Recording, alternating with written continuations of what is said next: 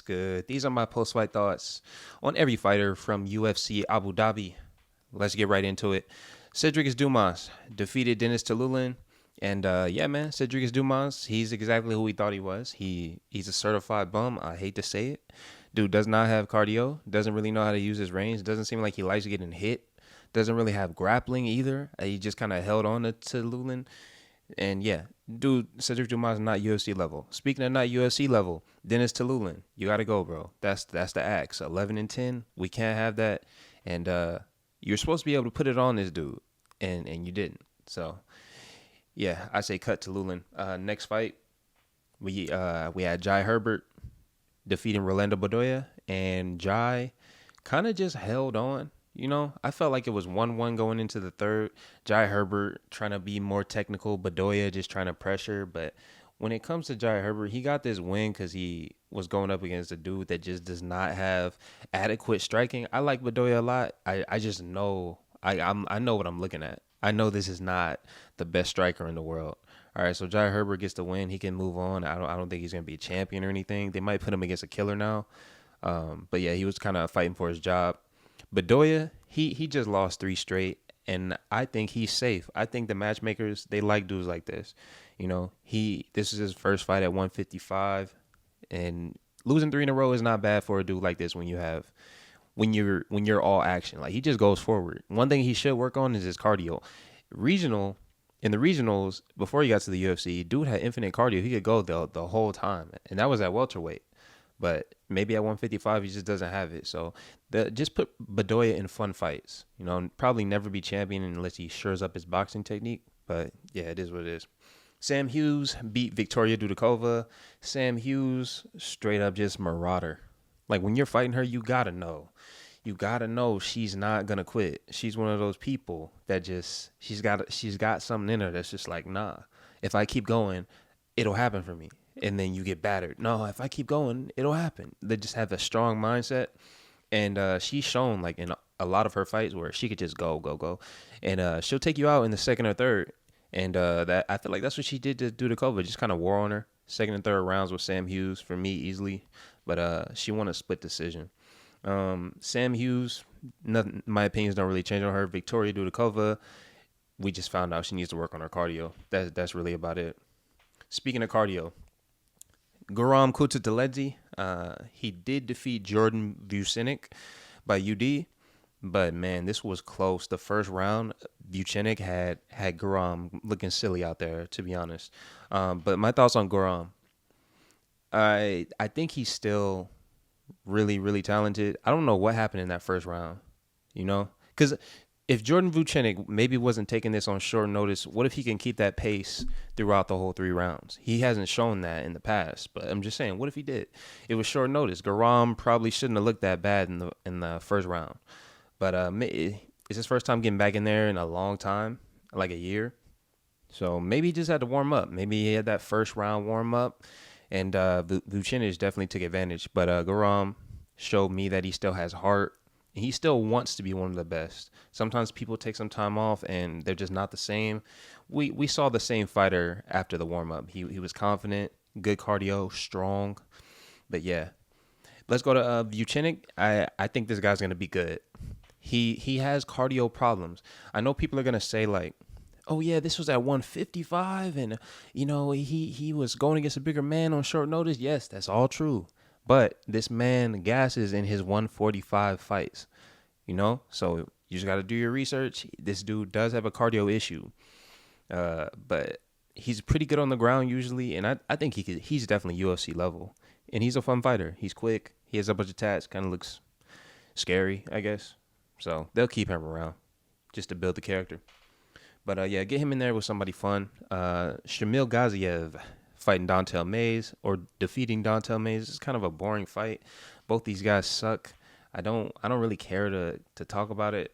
Honestly, Dontel Mays to me was never UFC level, so we'll just say that. And then Shamil, whatever, man. He's just another guy. That's really it. Fernandes going up against Mohammad Yahya. Fernandes is he's one of those dudes you don't really know how good he is. Even right now, I still don't know how good he is. Because the Diakase fight, you're going up against Diakase, D1 Diakase, whatever.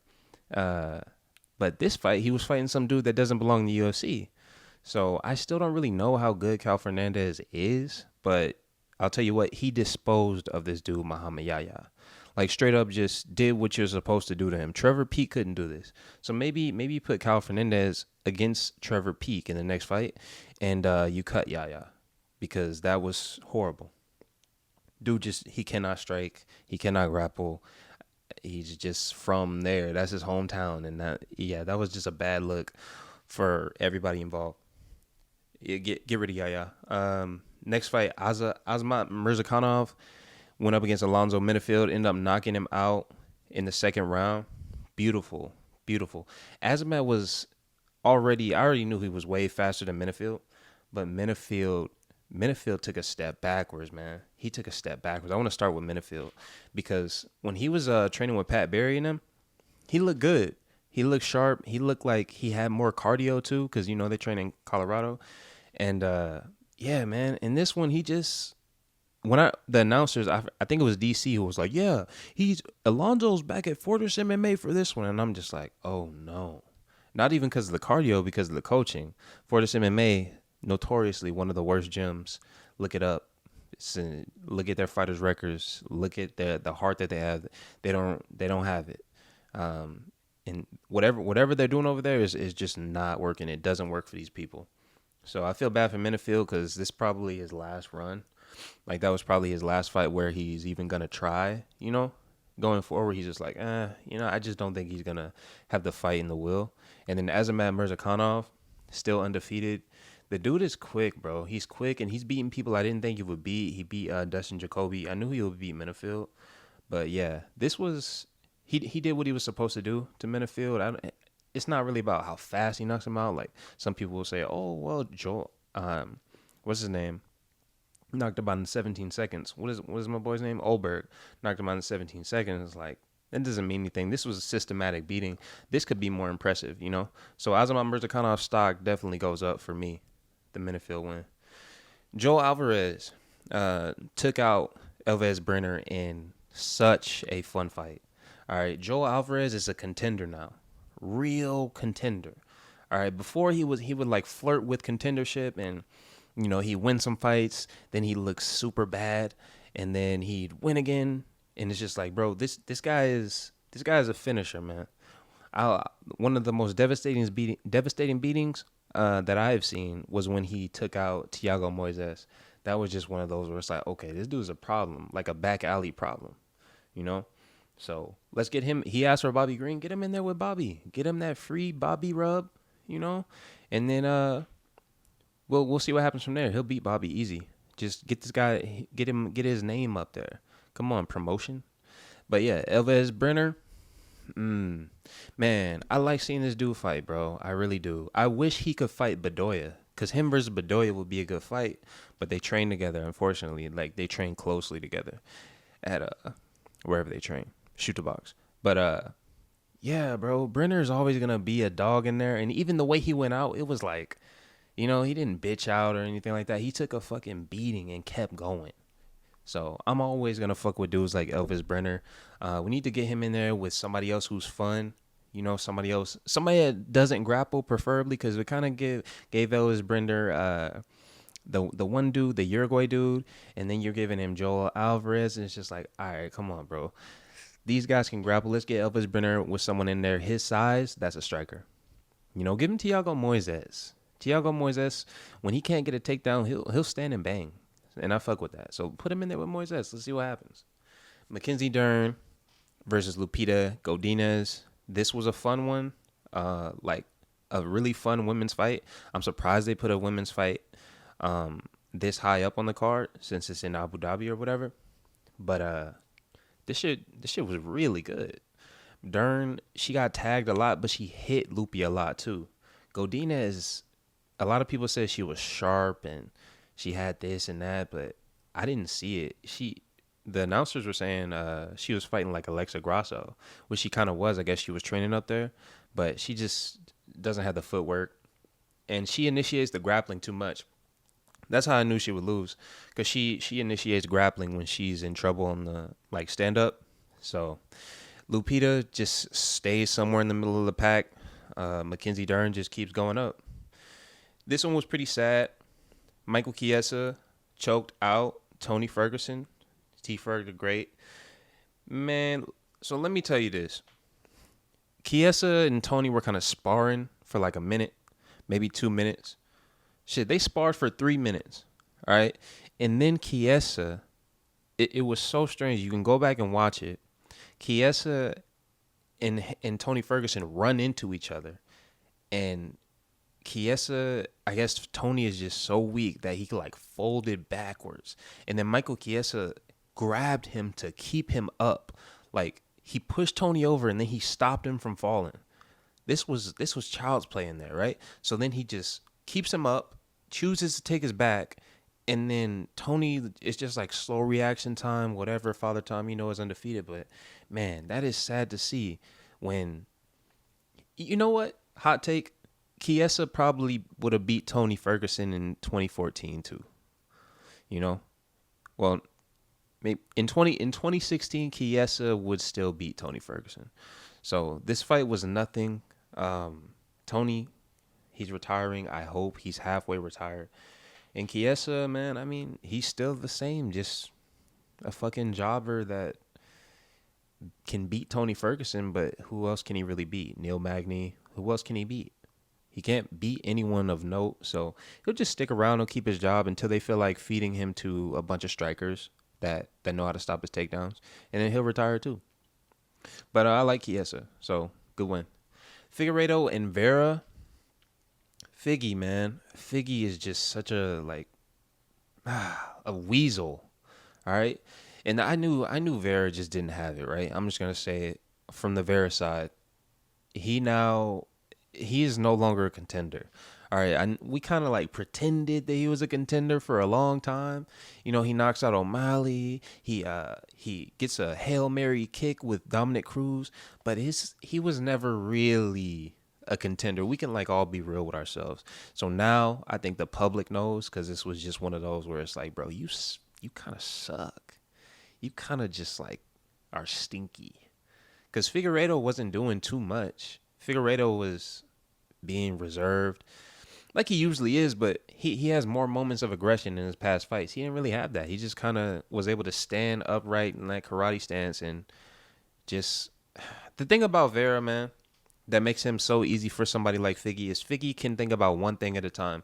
So if Figgy is punching, Vera is blocking, because that's what Vera does. He plays. He has real fights like they're Mortal Kombat. When you're getting hit, he can't throw a punch.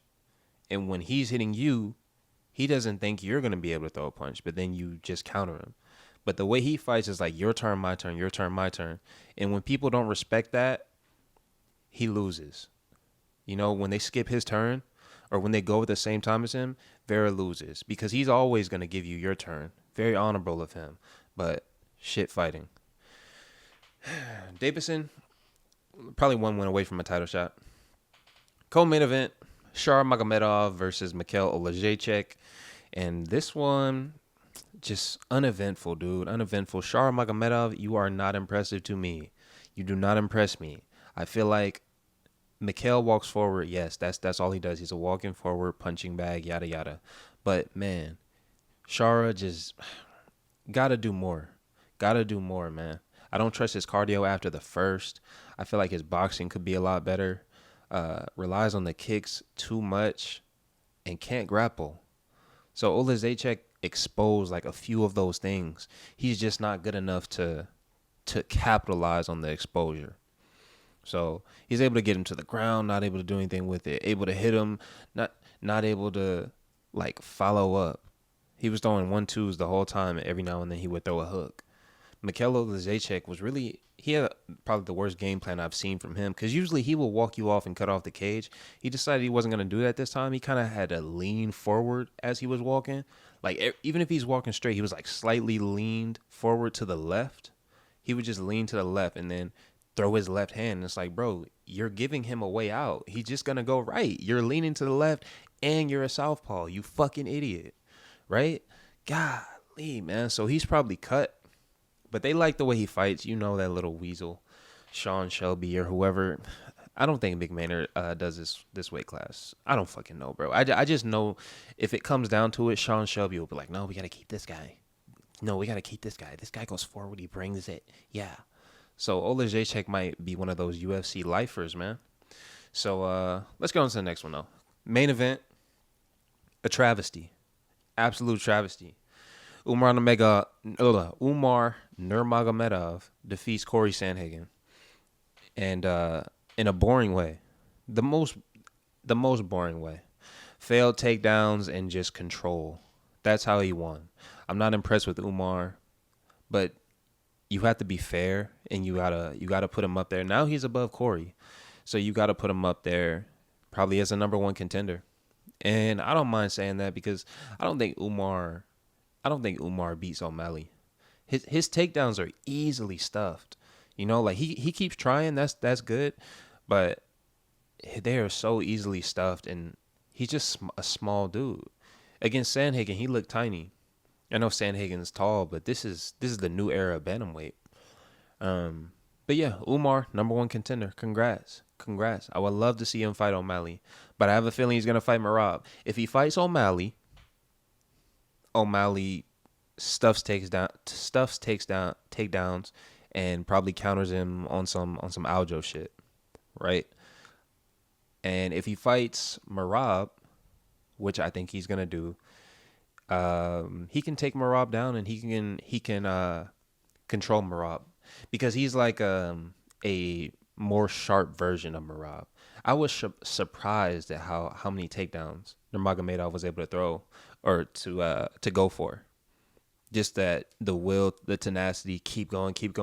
That's some shit that people don't want to see, right? So if he fights Merab, he can do that to Merab. I don't think Merab could really do anything to Umar, honestly, because his striking's worse, his wrestling's worse, and then Umar could be champion. So I think they're definitely rooting for Merab to win. But Sandhagen, shit performance, bro. Shit.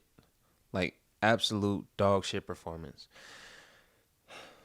He talked all week about how, and I believe that he's really smart, you know, and just is a good game planner, and that's why I picked him to win. I thought Sandhagen would win this.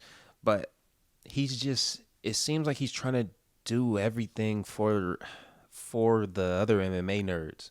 You know, like everybody who knows shit about fighting, that's who he's trying to impress out there. He wants Joe Rogan to be like, wow, did you see? Like, he's so sick, you know, he switches stances and like in these other fight nerds, like that's what he wants. That's who he's trying to impress. And you can see it in the way he moves, the way he like maneuvers. And also, I want to add, people aren't mentioning this. Ryan Hall being in his corner is not good, dude. Like, it's not good. He's more likely to play jiu-jitsu with that dude in his corner. That's what I feel. I feel like old Cory Sandhagen would have went for 2 subs and got up.